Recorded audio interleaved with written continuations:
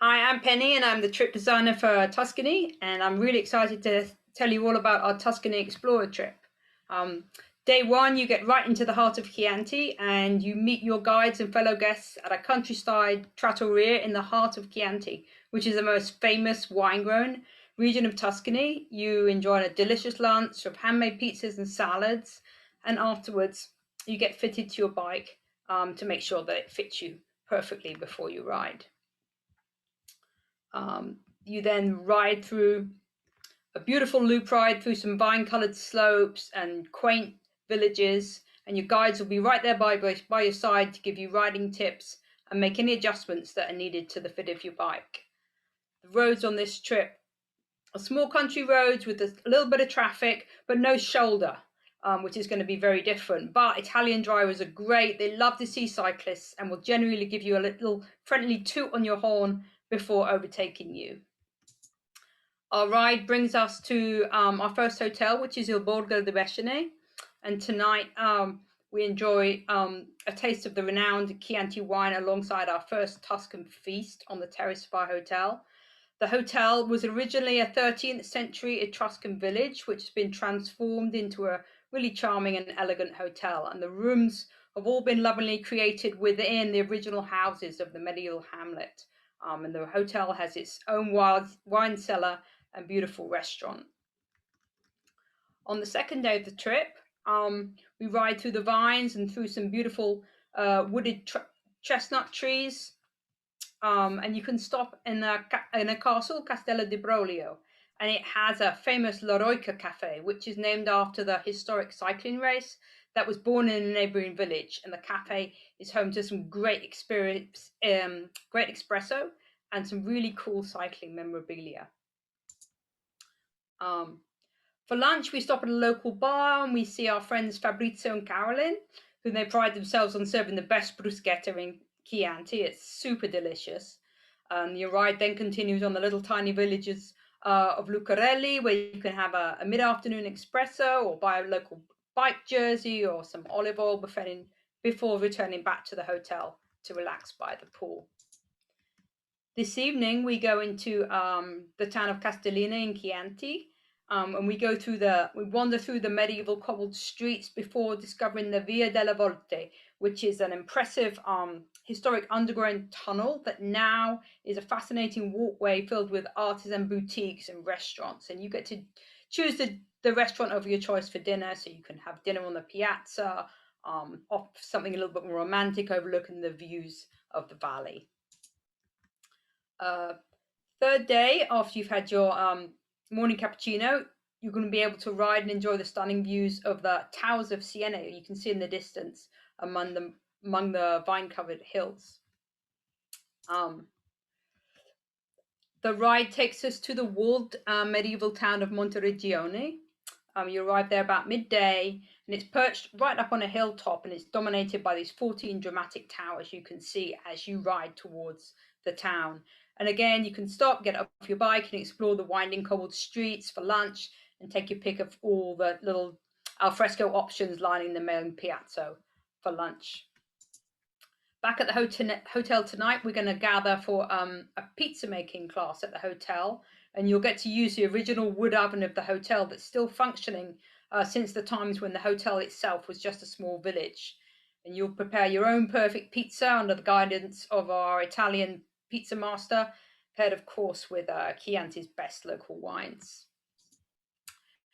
Day four, we ride into the Valdorcia. Now, the scenery changes and we leave the kind of wooded forests and vines of Chianti behind and we ride into the hills of the Valdorcia.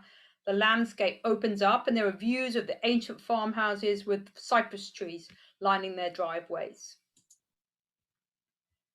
We stop for lunch in a little town of Montisi, which is right in the heart of the Valdorcia. And it's our favorite restaurant of this region. And because Da Roberto, the chef owner, Roberto, is a dedicated follower of the slow food movement, and he only serves the best seasonal dishes from local farms. And at this point, your riding for the day is done, so you can relax and enjoy a really long lunch as a true Italian. Our hotel tonight is the Piazza del Capitano, which is in the heart of another little village.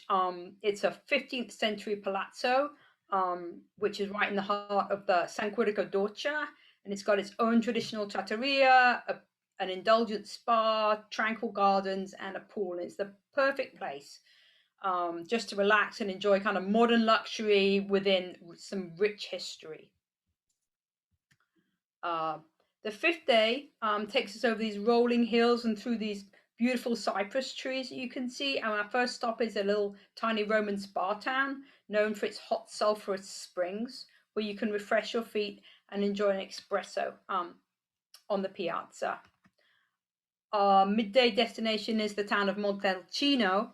This is another walled village that has a 14th century fortress and steep cobblestone streets in throughout the village, and it really dominates the surrounding countryside. You can see it for a long way when you're riding up towards the town. And here is the home of the famous Brunello wine. And you can walk into the village and taste this. This is one of the finest Italian varietals of the area, and there are lots of little bodegas and tasting rooms in the town, and you can also enjoy lunch there at one of the little trattorias. Afterwards, we go back to the hotel and we'll get to dine in their traditional trattoria right in the heart of the town. And you'll enjoy a selection of the local traditional dishes, and again, paired with the local wines. And we toast to a great week of riding, warm fellowship, phenomenal food and wine. So Penny, a quick question for you. If you were to identify the two best parts of this trip, so guests who go on the trip and then afterwards say, oh my gosh, that was my favorite. It's really hard to pick just two. I think, can I pick three? Sure. Because I think for me, Italy is just a given, and this area of Tuscany is just so beautiful. Just the riding blows your mind. Every single day there's something a little bit different, and there's always something new to discover, to see, to taste, to smell. So the combination of just phenomenal riding every day, and then coming to a really great hotel at night and having some truly kind of local seasonal delicious food, paired with a fine glass of wine. I don't think it gets any better than that. That sounds amazing. Okay, one last question for you about Tuscany. What is the best kept secret? What is something that most people are not going to know about Tuscany? I would say the places that we eat, especially Da Roberto, Taverna da Roberto. This is one of the tiniest villages that you could blow through and not even go through the middle of if you were in a rental car. You would never know it's there.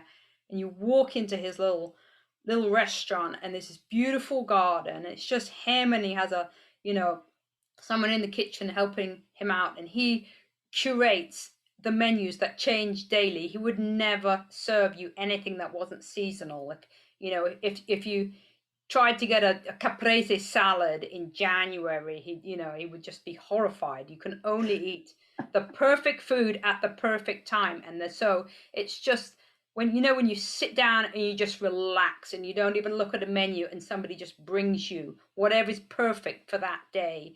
And that essence of just being served and the genuine friendly hospitality is just overwhelming in this region. That sounds amazing.